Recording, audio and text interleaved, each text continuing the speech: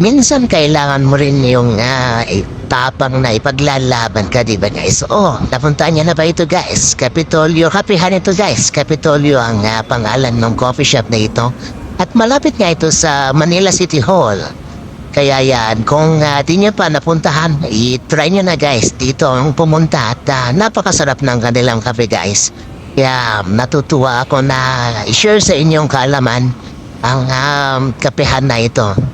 At nagustuhan ko kasi yung lasa ng kanilang kape. Medyo pricey ng konti pero hindi naman nalalayo guys. Kaya kaya pa rin ito ng bulsa. So yun, punta na guys at matikman na itong pinagmamalaki nilang kape dito guys. Which is masarap na gustuhan ko guys. At sa inyo guys, ano yung masasabi nyo o may bibidan yung kape? Sa akin ay so far ay napuntahan ko ito at nagustuhan ko yung lasa ng kanilang kape. So punta na guys para matikman nyo rin, malaman nyo yung lasa ng kanilang best seller na coffee guys.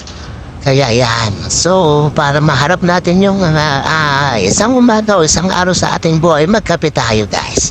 Tara, dito na.